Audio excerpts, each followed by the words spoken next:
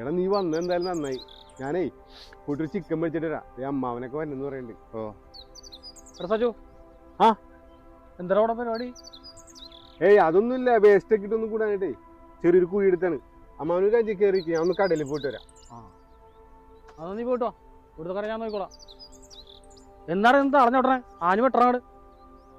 എടാ നീ ആ സലീമിന്റെ മോനല്ലേ? ആ എടാ നീ എഞ്ചിനീയറിംഗ് അല്ലേ പഠിച്ചത്? എന്നിട്ട് കുഴിയും വെട്ടി കിടക്കാം. നീ ആ ബിനുവിന്റെയും എന്റെ പെങ്ങളുടെ മോന്റെ കൂടെ പഠിച്ചതല്ലേ? അവരൊക്കെ ലണ്ടനിലും അമേരിക്കയിലൊക്കെ ഉണ്ട്. നീ ഒരു കരിയും പിടിച്ചില്ല അല്ലേ? അതെ, പഠിക്കേണ്ട സമയത്ത് പഠിക്കണോടാ, അല്ലെങ്കിൽ ഇതേമാതിരി ആൾക്കാരുടെ വീട്ടിൽ കുഴി വെട്ടാൻ നടക്കേണ്ടി വരും. ഇതെങ്കിലും ഒന്ന് വൃത്തിയായിട്ട് ചെയ്യടാ. ആ മനോഹര, ഞാനൊന്ന് പെങ്ങളുടെ വീട് വരെ വന്നേക്കാം. നിങ്ങൾ വിട്ടോ, ഞാനവിടെ എത്തിയേക്കാം. പിന്നെ വേറൊരു രസം ഉണ്ടടാ, ഞാനിവിടെ വന്നപ്പോഴേ ആ സലീമിന്റെ മോന്ന് കിളക്കള്. ഓ എവിടെന്ന് അവനൊന്നും ഗതി പിടിച്ചില്ലാന്നേ. ആ സലീമിന്റെ സ്ഥാനത്ത് ഞാനായിരുന്നെങ്കിലേ പണ്ടേ തല്ലിക്കൊന്നു പറഞ്ഞാ.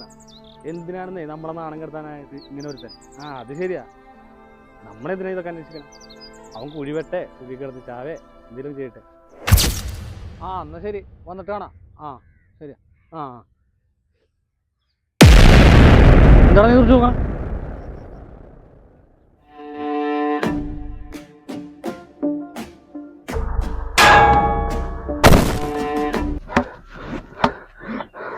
ആടെ കഴിഞ്ഞാ കഴിഞ്ഞടാ.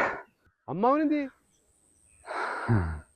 പുള്ളിക്ക് പോവാൻ ഭയങ്കര ധൃതിയായിരുന്നു. പുള്ളി നേരത്തെ അങ്ങോട്ട് പോയി. അയാൾ പോയി നന്നായി. അയാൾ ഒരു ചൊറയാണ്. നീ ഒരു കാര്യം ചെയ്യ്, കൈയും കാലം കഴിയുവാ, നമുക്ക് ഭക്ഷണം കഴിക്കാം.